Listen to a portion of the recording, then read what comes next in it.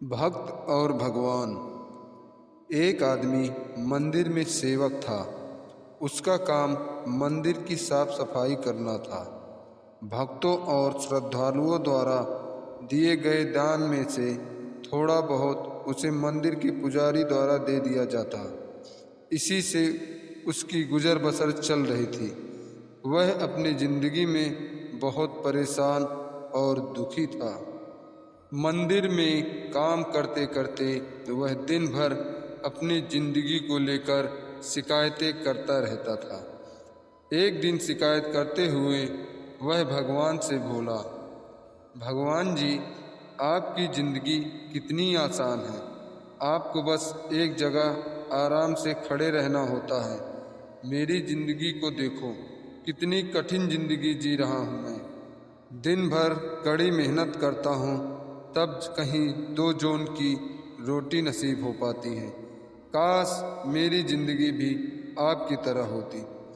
उसकी बात सुनकर भगवान बोले, तुम जैसा सोच रहे हो वैसा बिल्कुल नहीं है। मेरी जगह रहना बिल्कुल आसान नहीं है। मुझे बहुत सारी चीज़ें देखनी पड़ती हैं, बहुत सी व्यवस्थाएं देखनी पड़ती हैं। ये हर किसी के बस की बात नहीं है। मंदिर का सेवक बोला, भगवान जी, कैसी बात कर रहे हैं आप? आपका काम आसान ही तो है। आपकी तरह तो मैं दिन भर खड़े रह सकता हूँ। इसमें कौन सी बड़ी बात है? भगवान बोले, तुम नहीं कर पाओगे। इस काम में बहुत धैर्य की आवश्यकता पड़ती है। मैं ज़रूर कर पाऊँगा। आप मुझे एक दिन अपनी ज़िंदगी जीने दीजिए। आप जैसा बताएंगे मैं वैसा ही करूँगा। मंदिर का सेवक जिद करने लगा। उसकी जिद के आगे भगवान मान गए और बोले, ठीक है, आज तुम पूरा दिन मेरी ज़िंदगी जियो।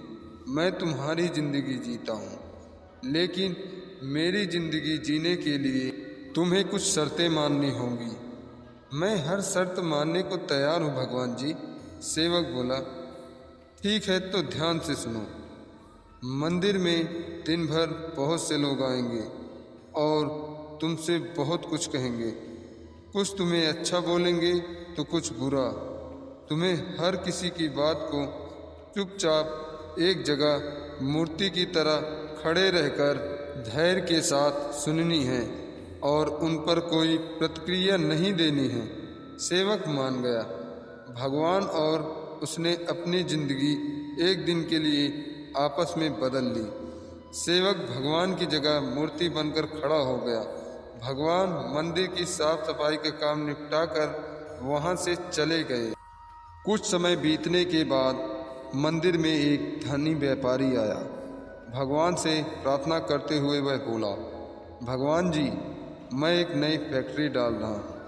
मुझे आशीर्वाद दीजिए कि यह फैक्ट्री अच्छी तरह से चले और मैं इससे अच्छा मुनाफा कमाऊँ। प्रार्थना करने के बाद वह प्रणाम करने के लिए नीचे झुका तो उसका बटुआ गिर गया। जब वह वहाँ से जाने लगा तो भगवान की जगह खड़े मंदिर के सेवक में मन में हुआ कि उसे बता दे कि उसका बटुआ गिर गया है, लेकिन शर्त अनुसार उसे चुप रहना था। इसलिए वह कुछ नहीं बोला और खामोश खड़ा रहा। इससे तुरंत बाद एक गरीब आदमी वहाँ आया और भगवान से बोला, भगवान जी, बहुत गरीबी में जीवन काट रहा हूँ।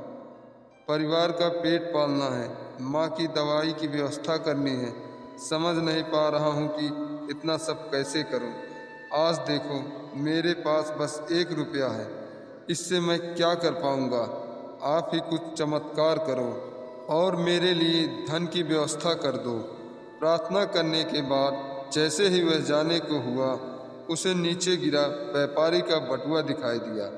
इससे बटुआ उठा लिया और भगवान को धन्यवाद देते हुए बोला, भगवान जी, आप धन्य हैं। आपने मेरी प्रार्थना इतनी जल्दी सुन ली। इस पैसों से मेरा परिवार कुछ दिन भोजन कर सकता है।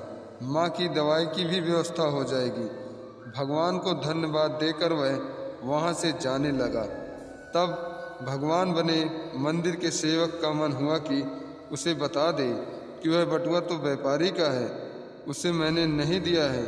वह जो कर रहा है वह चोरी है, लेकिन वह चुपचाप रहने के लिए विवश था, इसलिए मन मारकर चुपचाप खड़ा रहा। मंदिर में आने वाला तीसरा व्यक्ति एक नाविक था। वह 15 दिन के लिए समुद्री यात्रा पर जा रहा था। भगवान से उसने प्रार्थना की कि उसकी यात्रा सुरक्षित रहे और वह सकुशल वापस आ सके। वह प्रार्थना कर ही रहा था कि धनी व्यापारी वहां आ गया। वह अपने साथ पुलिस भी लेकर आया था। नाविक को देखकर वह पुलिस से बोला, मेरे बाद ये मंदिर में आया है, जरूर इसने ही मेरा बटुआ चुराया होगा, आप इसे गिरफ्तार कर लीजिए। पुलिस नाविक को पकड़कर ले जाने लगी।